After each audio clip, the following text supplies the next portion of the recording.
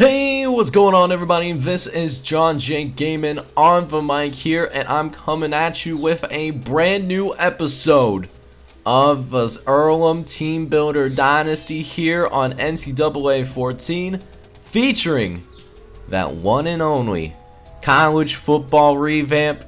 And we got a great matchup ahead of us here, man. We're taking on the number 7 team in the nation on our home field. They got a B+ offense, a B- defense, and they just took their first loss of the season as well. So they're going to be looking to try to rebound for sure. We're also looking for a rebound as well. We're in the middle of a 3-game losing streak. It has been some tough sledding for us so far, but we're going to try and go ahead and get ourselves back on track there because we definitely need it. So it's going to be a good one, man. So I need you guys to do me a favor. Smash that like button for me, as well as hit subscribe if you have to be brand new to the channel. Let's go ahead and get this thing rolling between the number 7th ranked team in the nation and your Earlham Quakers. Let's get it.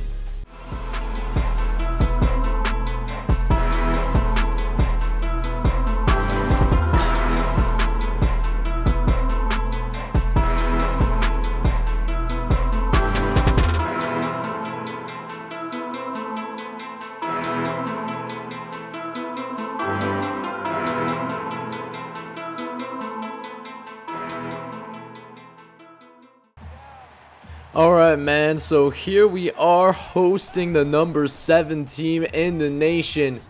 We're gonna have our hands full, man. You see the big run up the gut, man. We basically got an all hands on deck effort needed here if we're gonna pull the biggest upset in our school's history to this point, as Carter takes it up the middle and is brought down by Caden Doman. But at the same time, though, he's also gonna be called for that face mask. It wasn't even necessary, though. That's the crazy part. We had a whole brick wall there. And we're just giving them, a lot of help. A lot more than they should. As he almost makes up for it. Justin Burden could have had himself an interception if he just got the hands up. And instead, we got 3rd and long. Trying to get these guys off the field. George throwing to the left-hand side. Gets it out to Gordon Johnson. When we get that 3rd down stop, man, we force Hanover to take a field goal at the very least. So, for the time being, we're only down 3-0, but we actually go 3 and out on our next possession. So, I mean, it looks like our defense, you know, the struggles that our offensive have you been watching over the course of the 2nd season. You know, we just need our defense to really step up and make some plays for us for sure, in order to keep it close for us, and hopefully our offense can step up to the occasion. As right now we got a 1st and 10 coming up here, as Maurice George, he drops back, throws over to the left hand side. It's completed, but dude was out of bounds, thankfully, and we get him to a 3rd and long now thanks to that. Let's see if we can get him off the field once again. This would be huge for us, and we do just that. Get the incompletion too. RJ Greenway getting up in there and getting that stop. And now it's time for our offense to shine on, baby. Let's go and get it now.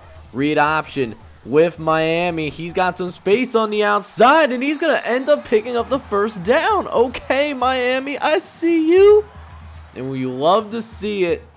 If we're going to win today, it's going to be off of the running game. We really need that to show up here, as Miami will drop back. There's just nobody open, so he's just going to go ahead and run up field and get out of bounds. Doesn't get hit, thankfully, and picks up 7 as a result of it. As we'll head back to that ground game once again. 2nd and short coming up, and we get to the outside. Cuts it back in, where Miami somehow gets himself back up. But it looks like he actually went backwards. If he somehow would have gotten out of that pile, he would have been gone for 6, because it seemed like literally the whole squad was out there. As Danny Carson's catch does get us across midfield for the very first time today in a positive matter. So trying to take the lead, or at least tie this thing up. It's looking good so far. As 2nd and 11, Terrain Patton, he actually has a really nice run up the left-hand side. 10-yard gain.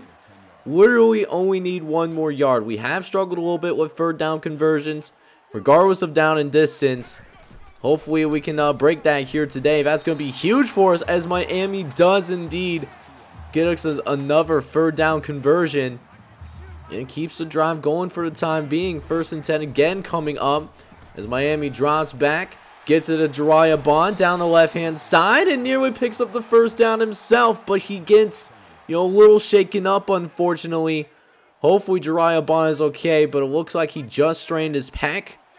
And now we'll see if we can get Miami Thomas involved. And he gets to the outside, actually. Even Terrain Patton able to throw down some blocks for your boy. A gain of 11. And a methodical drive for Earlham, and we'll find out the end piece of it here in this starting the second quarter. We're only down 3-0 against the 7th ranked team in the nation. Maybe this is the day, man. So let's go. Second quarter officially underway. Gonna try to call another jet sweep. This time with St. Wilhelm, and he's gonna barrel himself forward. Decent speed for a guy that's close to 300 pounds and lives off of McDonald's Big Macs. But can we get this touchdown here? 3rd and short again. Miami dropping back, trying to scramble. They get back just enough, and Adam Hill, the 3rd, gets it to the end zone. He gets hit as he way after the play is over. No flag. But Earlham takes the lead, and we're up 7-3 on one of the best teams in the nation, fighting for the opportunity to go to the national championship game themselves. And we'll see how Hanover responds. And right now it's looking pretty good for us here, man. We get a clipping penalty called on Orlando Williams. So we'll get a 1st and long, 1st and 17. But they're going to go ahead, run with the football. And Ian Levine trips over. And that costs us big time, man. We had that play contained. We just got to be there to make those plays. I hate that he, trips over and dives and all that stuff. But a few plays later, he makes up for it, though. What a slot. And that's going to cause an incompletion. And we force them to punt this football away once again. So, it's still 7-3. It's definitely ugly as of right now. But hey, if this is how we got to win. This is how we got to win the game of football, man. This is how we got to do things. As we have another 3rd down coming up here, trying to convert it on the ground. Terrain Patton picking up plenty of space and picks up 8, giving us a brand new set of downs to work with as well. As a couple plays later now, got 2nd and 7 coming up here as Miami drops back, throws over the middle where St. Wilhelm is, and manages to move the ball over 5 yards. Good for his very first catch of the day. As we'll have another 3rd down coming up here, trying to pass for it. See if somebody can get it open. Trying to throw it to Terrain Patton. But I'm not going to even lie to you guys. We click on the wrong button. And we got to punt this thing right back once again. So we could have let the drive going. But instead, we're going to rely on our defense, who could come through in the clutch. Caden Doman in the 10 zone. Touchdown, Earlham. And the sophomore custom recruit works that ball beautifully and gets over just in time to get ourselves a pick 6. And just like that, we're up 14-3 on the number 7 team in the nation with 2.5 minutes left to play as George drops back, throws to the right hand side, and there's looks like Thomas Hall brings him down. But it didn't look good, and the referees, they certainly caught it here. A face mask on us, and it's going to cost us 15 yards. They're already almost at midfield here, as they're going to try to run it up the gut. It's Thomas or William High who gets a 5-yard gain for his first carry of the day. As we get to about the 2-minute mark here in this first half, trying to take care of business now, as George drops back, trying to scramble out of the pocket and somehow gets through 2 tacklers. But there's a fumble, but Hanover recovers it. That would have been huge if we would have gotten that one, but instead, we need a stop here once again. We need a sack so we can get him out of field goal range. But Gordon Johnson gets the completion, and Hanover's going to tack on another field goal. But hey, man, we've been playing really good on defense. We hold the number 7 team in the nation to 6 points. Second half coming. So let's go, man. Second half officially underway. I am excited for it. Let's see if we can go ahead and complete the biggest upset in our school's history, man. 2 quarters away. But we got to score more than 14 points, though. It's not, 14 points is not going to cut it. We're not going to be able to hold these guys back forever. I would imagine we really need this offense to step up. They've only accounted for 7 points so far in this game. As we got a 2nd and long now coming up. Miami throwing over to that left-hand side. Gets it to Jariah Bond, who bails us out. Gets us a first down with the little yards after the catch. Doesn't get hurt on that throw either, but we might be stalling out here as a couple plays later. We're facing 3rd and long, and Hanover sniffs out our screenplay over in the middle. We got to punt it back to Hanover once again. We did get a couple of minutes off that drive, though, and it's 14-6 still. As Maurice George trying to throw to the right-hand side. Gets it out to Dukes, but meets a gang of Earlham tacklers. Sean Dukes only able to pick up 6 there. As we got a 2nd and 4 now coming up. Maurice George in the shotgun. 5 wide set. But it's actually a run play out to the left-hand side. Nobody can get to him except Thomas Hall. Finally able to bring him down, though. 15-yard gain for Rhett Sisk. As now, few plays later now. 3rd down coming up for Hanover. They're trying to call the screen. We're there! Matthew Sands almost has an interception. But we'll gladly take the punt and we get another stop here, man. For late 3rd quarter, we're looking good. Just gotta avoid the big mistake, and that's exactly the opposite of what we're trying to do. Miami throwing a critical interception, the true freshman. Not seeing the safety whatsoever. He read him like a book. And Hanover with beautiful field position now inside the 10. Can our defense come up with another huge stop? They've been coming up huge over the course of this entire game, only allowing 6 points so far up to this point. And we got a 2nd and 4 now coming up as Hanover looking to tie it. Maurice George might be able to get into the end zone. Touchdown, Panthers. And Maurice George and company are only 2 points away from the 2-point conversion. Trying to prevent them from tying this game. They pass it, and they throw over the middle to Orlando Williams, who was wide but naked open. We sent too many people out on the blitz. We didn't have a hat on a hat. And we're all tied up now at 14 apiece. And after another 3 and out for the guys, we desperately need our defense to get that momentum back. But it seems like it's all going Hanover's way. As we're going into the final quarter of play, we're tied at 14. 1 quarter left determines if we can face and defeat the 17th in the nation. Let's get it, boys. 4th. So let's go. Let's get those 4s up in the chat, man. Let's go and get it. 3rd down coming up here, and Maurice George throwing to the right-hand side. Gets it out to Johnson, who spins away from a couple of defenders as Deontay McLaurin has to come in and assist with making that tackle. It's now 1st and 10 coming up here, fresh off that 3rd down conversion. And Carter, he's going to take it up the right-hand side. Stood up by a couple of Earlham defenders, but still picks up 5 yards. We'll see if they can go to that running game once again. They got it rolling. No, it's a screen. We're there for it, and we break it up with Izzy Ray. 4th down coming.